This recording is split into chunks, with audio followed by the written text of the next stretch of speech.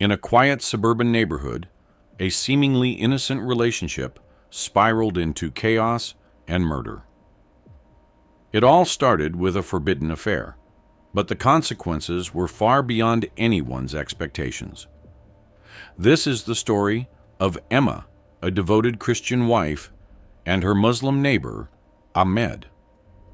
Their affair, shrouded in secrecy, would lead to a crime that rocked the community. It was 2009, and Emma's life appeared to be everything a Christian wife could hope for. Living in a modest but well-kept home in a peaceful neighborhood in Atlanta, Georgia, she was married to Mark, a man respected in their church community for his devout faith. Mark, 38 years old, was a pillar in the church, often leading prayers and involved in every Sunday service. He was a man of discipline, punctuality, and quiet authority. However, their marriage had always been one-sided. To the outside world, Emma and Mark looked like the ideal Christian couple. But inside their home, Emma felt a constant emptiness. Emma, at 35, was a dedicated housewife caring for their two children, Sarah and David, aged 12 and 8. She was heavily involved in church activities, Sunday school, charity drives, and women's fellowship. But none of these filled the void inside her. Mark, though a good provider, had become emotionally distant over the years. They rarely spent time together beyond their church commitments. Emma longed for warmth, affection, and someone who could truly see her beyond the roles of wife and mother. In the quiet of her own home, Emma felt invisible. She would often sit by the window, watching the world go by, wondering if life would always feel like this, a series of routines and responsibilities, void of real connection. The love she once thought would grow with time had stagnated, and Mark seemed more invested in his faith and the image they projected as a family than in her needs or feelings. It was during these moments of reflection that she first noticed Ahmed.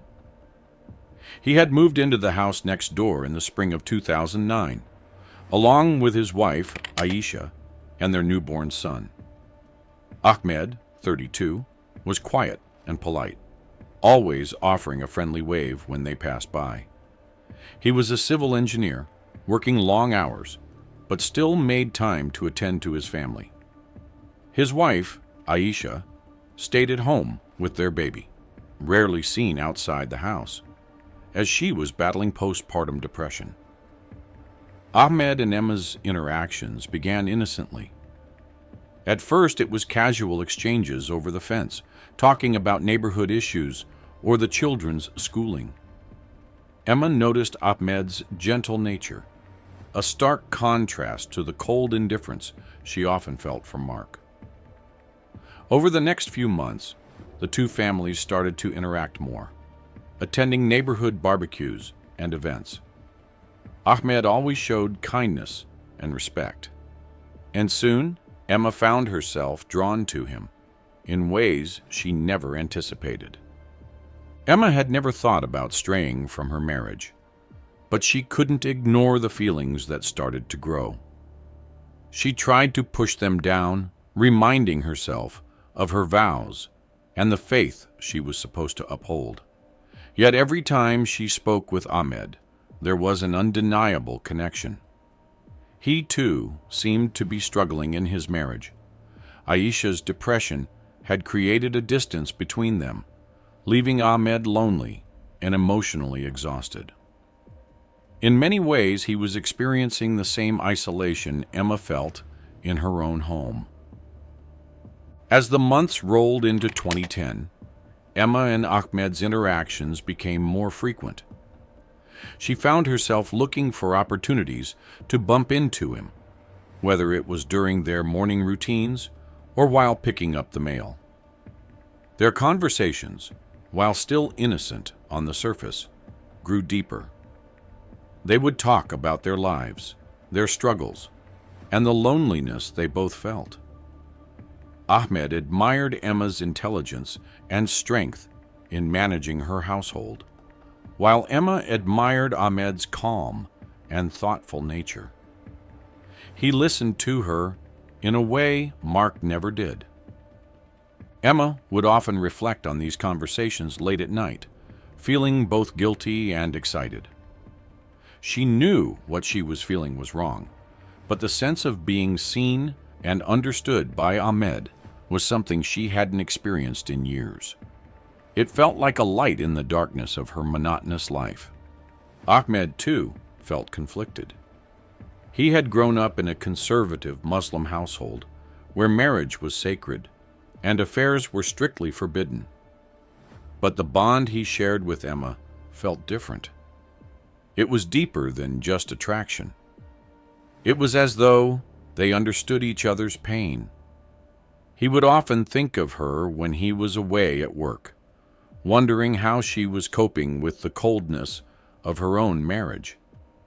He justified his feelings by telling himself he was providing Emma with the emotional support she lacked. But deep down, he knew this was crossing a dangerous line. By the middle of 2010, the affair had taken a different turn. What started as emotional support transformed into something more physical. One evening, Ahmed invited Emma over under the guise of borrowing something for the garden. Aisha was away visiting her family, and the children were asleep. They sat together in Ahmed's living room, the air between them thick with unspoken tension. Neither of them planned for what happened next, but in that moment, they could no longer resist the pull they felt toward one another. It was a moment that changed everything. From that night on, the two met in secret whenever they could, their affair hidden from their spouses and the rest of the neighborhood. Emma would sneak over to Ahmed's house when Aisha was out, and they would spend hours together. The guilt weighed heavily on both of them, but the forbidden nature of their relationship only heightened the intensity. Emma, a devout Christian, found herself praying for forgiveness each night, only to fall back into Ahmed's arms the next day. She knew what she was doing went against everything she believed in, but she couldn't stop. The thrill, the excitement, the feeling of being wanted, it was intoxicating. Ahmed, on the other hand, began to rationalize his actions. He convinced himself that his marriage to Aisha was falling apart anyway, and that he was giving Emma what she desperately needed, affection and love. But the affair began to take its toll on him too. He became more distant at home, avoiding conversations with Aisha, who was growing suspicious of his behavior. Ahmed's once calm and collected demeanor started to crack, and the weight of the secret was becoming too much to bear. By the end of 2010, both Emma and Ahmed knew they were heading toward disaster. They had crossed a line that could never be uncrossed. They were trapped in a web of deceit and passion, knowing that if their spouses ever found out, the consequences would be devastating. And yet, they couldn't stop.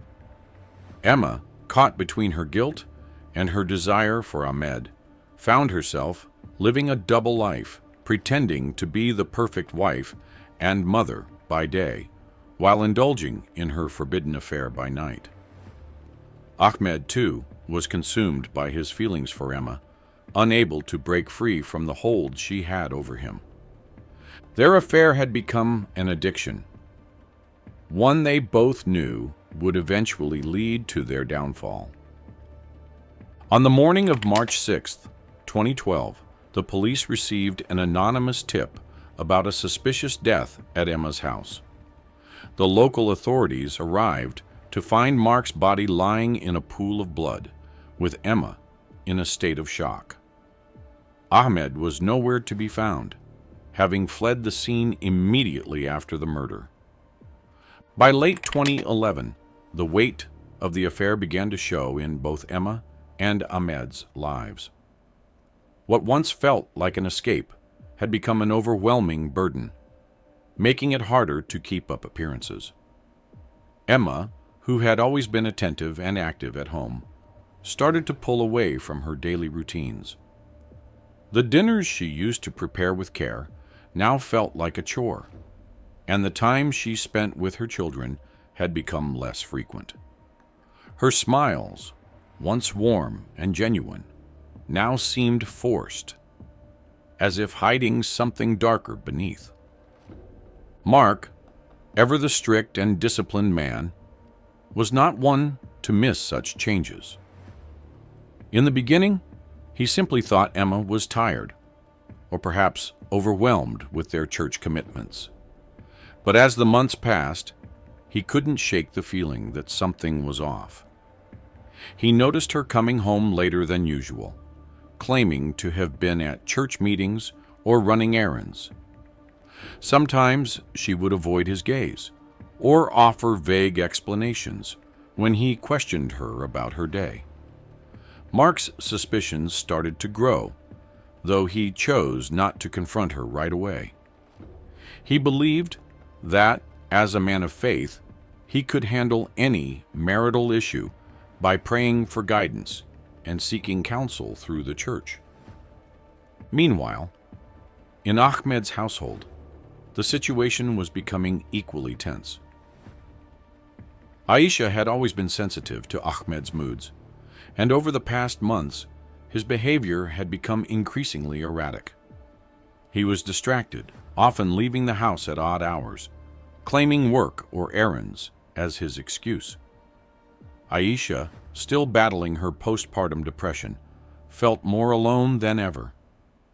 She would try to engage Ahmed in conversations about their marriage, but he would either dismiss her concerns or shift the blame to her, accusing her of not being present enough as a wife or mother. The arguments grew more frequent, and the calm that once defined their household was quickly unraveling. By early 2012, the strain of maintaining their secret relationship was becoming too much for both Emma and Ahmed.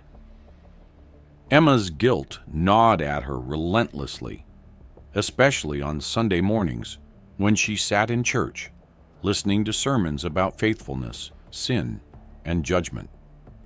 Her Christian upbringing had instilled in her a deep fear of eternal damnation, and now she felt like she was living on the edge of it. Every time she looked at her children, she thought about the lies she was telling them. And every time she saw Mark, she feared he would see through her facade. Ahmed, too, was feeling the pressure. His faith had always been important to him, and though he was not as devout as Emma in terms of outward displays of religion, the teachings of Islam weighed heavily on his conscience. Adultery was not just a sin, but a betrayal of everything he stood for. Still, every time he thought about ending the affair, the thought of Emma's absence seemed unbearable. It was as if they were both trapped in a cycle of desire, guilt, and shame, unable to stop despite the clear consequences looming over them. In February 2012, things reached a boiling point. Aisha, tired of Ahmed's evasiveness, confronted him directly about his behavior. She had noticed how he seemed distant and emotionally absent, and the lies he told were starting to unravel. Ahmed denied everything, blaming his work and the stress of the new baby. But Aisha was not convinced, and the tension in their marriage grew stronger. Around the same time, Mark's suspicions about Emma became harder to ignore. He started paying more attention to her actions, noticing how she seemed distracted, even in the smallest conversations. She had become so consumed by the affair that she was no longer able to keep up the facade that once allowed her to live her double life. Emma's anxiety skyrocketed. But every time she thought about breaking things off with Ahmed, she found herself drawn back to him, unable to let go of the connection they shared. The affair was at its breaking point. On the night of March 3, 2012, a powerful storm moved through the Atlanta area, bringing heavy rain and strong winds. The weather, however, was nothing compared to the storm brewing inside Emma's home. Mark had gone on a weekend church retreat, leaving Emma to believe she had the perfect opportunity to meet Ahmed in secret. She had planned the night meticulously, ensuring that the children would be at her mother's house and that no one from the neighborhood would suspect a thing. But fate had other plans. Mark, for reasons unknown to Emma, returned early from the retreat. Perhaps he had grown too suspicious, or maybe something had unsettled him during his time away. Whatever the reason, he entered their home unannounced, walking in on a scene he could never have imagined. His wife in the arms of another man. His Christian household shattered in an instant. What followed was nothing short of chaos. The rage that overtook Mark was immediate and fierce.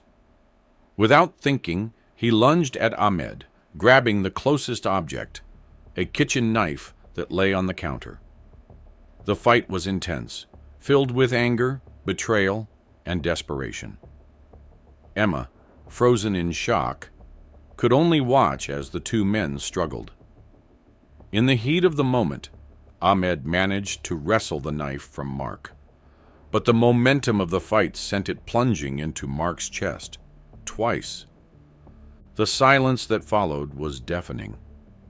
Emma's scream cut through the quiet, her hands trembling as she stood over her husband's lifeless body.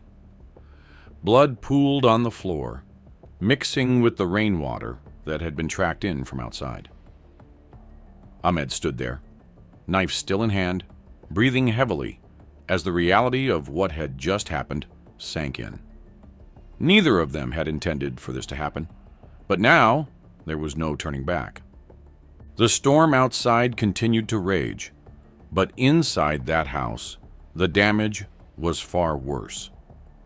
On the morning of March 6th, the police received an anonymous tip about something suspicious at Emma's house. When they arrived, they were greeted by a gruesome scene. Mark's body lay cold on the floor, blood staining the hardwood beneath him. Emma, still in a state of shock, could barely speak as officers questioned her about what had happened. Ahmed was nowhere to be found, having fled the scene immediately after the murder, leaving Emma to face the aftermath alone. The investigation moved quickly. By March 8th, the police had Emma in for questioning. At first, she tried to protect Ahmed, spinning a story about a break-in gone wrong, claiming that an intruder had murdered Mark. But the detectives weren't convinced. They had already spoken to neighbors who mentioned seeing Ahmed at the house more often than could be explained by simple neighborly visits. Moreover, forensic evidence from the scene pointed directly to him. Fingerprints on the knife, traces of his clothing in the house. Emma's story fell apart.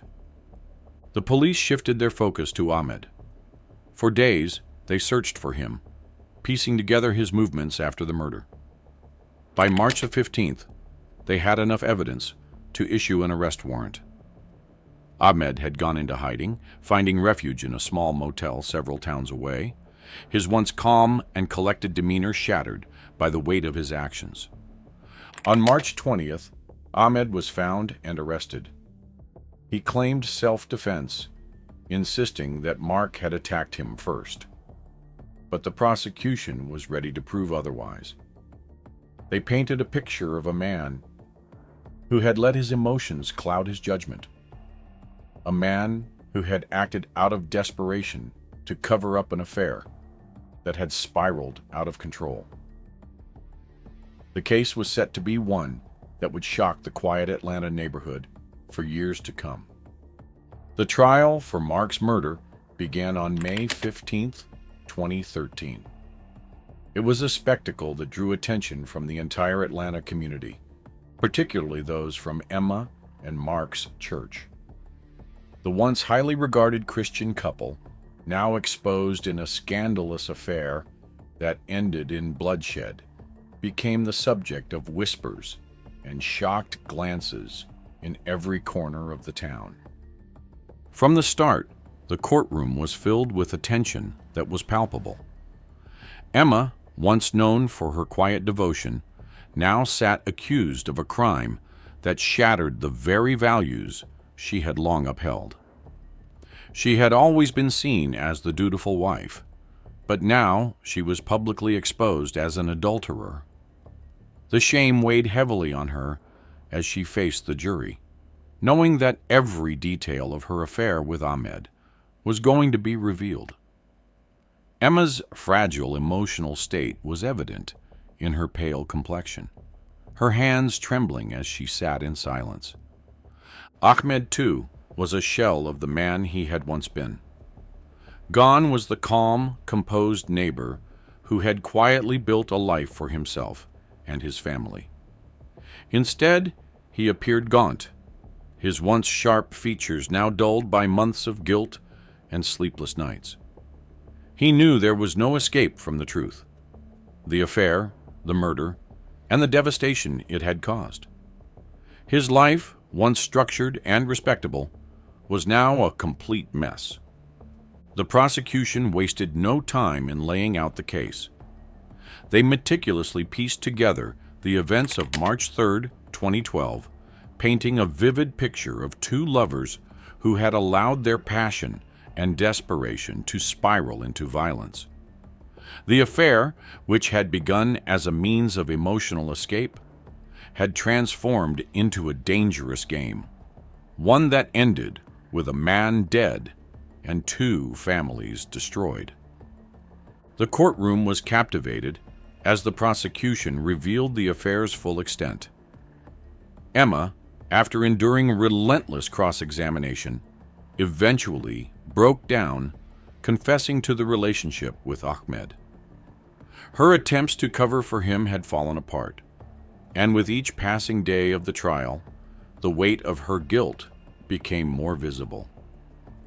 The admission of the affair shocked those who had known her for years. How could the woman they had admired for her faith and commitment to her family betray everything they believed she stood for? As for Ahmed, his defense was thin. He maintained that the murder had been an accident, an act of self-defense when Mark attacked him in a fit of rage. However, the prosecution countered this argument with forensic evidence and witness testimonies that suggested otherwise. Neighbors had seen Ahmed visiting Emma's house too frequently, their secret meetings no longer as well concealed as they had believed. The prosecution argued that Ahmed had every reason to cover up the affair and was willing to do whatever it took to protect their secret, even if it meant killing Mark in the heat of the moment. By the time the closing arguments were made in early July, the outcome of the trial seemed inevitable. On July 20th, 2013, Ahmed was sentenced to 25 years in prison for manslaughter. The verdict came as a relief to some, but to others, it felt like justice had only partially been served. Many believed that Ahmed had deserved a harsher punishment, that the full extent of his betrayal and the murder warranted more than just 25 years. Emma, on the other hand, received a reduced sentence for her cooperation with the authorities. She had played a crucial role in piecing together the events leading to Mark's death, though her involvement in the affair and her initial lies to the police meant she couldn't escape punishment. she was sentenced to 15 years in prison, a fate that weighed heavily on her as she faced the reality of being separated from her children for more than a decade. The sentence reflected her remorse, but it did little to lessen the devastation that had been wrought on her family. The fallout from the trial reverberated throughout the quiet Atlanta neighborhood that had once been a symbol of unity and faith. The local church, where Mark had been a respected member, was torn apart by the scandal. The very foundation of the congregation had been shaken, as people who once worshipped alongside Emma and Mark now found themselves questioning how such darkness could exist beneath the surface of their seemingly perfect lives. Emma's children, Sarah and David, now left without their father and with their mother behind bars, were sent to live with relatives. The adjustment was heartbreaking. Sarah, at 14, was old enough to understand what had happened, but she couldn't grasp how her life had fallen apart so quickly. She had admired her mother deeply, seeing her as a role model, but now she felt a sense of betrayal that she couldn't put into words. David, still only 10, didn't fully comprehend the gravity of the situation. All he knew was that his father was gone and his mother wasn't coming home. The church community, once a place of solace, had become a constant reminder of the tragedy. Emma's name, once spoken with admiration, was now the subject of hushed conversations. No one could believe that the woman who had prayed with them, sung hymns beside them, and raised her children in the faith had been capable of such deceit. The judgment from the congregation was harsh, and while some tried to extend forgiveness, most couldn't move past the betrayal. For Aisha, the emotional fallout was even more profound. Betrayed by both her husband and the woman who had once been her friend, Aisha packed up her belongings and left the neighborhood soon after the trial ended. She took their young child with her, leaving behind the life she had built with Ahmed, shattered by the affair and the murder. The pain of Ahmed's betrayal was deep, and Aisha knew she could never look back. Ahmed's life was in ruins. From his prison cell, he had plenty of time to reflect on the choices that led him there. The guilt weighed heavily on him, knowing that his actions had not only taken a man's life, but also destroyed his own family. His child would grow up without a father, and Aisha would never forgive him for the shame he had brought upon their family. His career, once filled with promise, was now over. The future he had imagined for himself was gone, replaced by years of solitude behind bars. The neighborhood, once peaceful and tight-knit, was left to grapple with the tragedy that had unfolded in their midst. The shock lingered for years, with residents often whispering about the affair and the murder whenever they passed by Emma's old house. What had once been a symbol of suburban bliss was now marked by the memory of what happened inside. In the end, the scandal left an indelible scar on the community, a reminder of how quickly lives can unravel when secrets are kept too long and passions are left unchecked. Emma and Ahmed's actions didn't just destroy their own lives.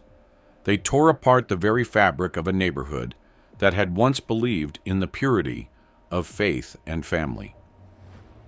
It invites us to ask, what drives people to make choices that lead to destruction? How does love, guilt, and desperation culminate in murder? If you like this story, you definitely enjoy the case of the housewife whose affair with priest shocked the community. Also, Don't forget to like and subscribe for more incredible crime stories.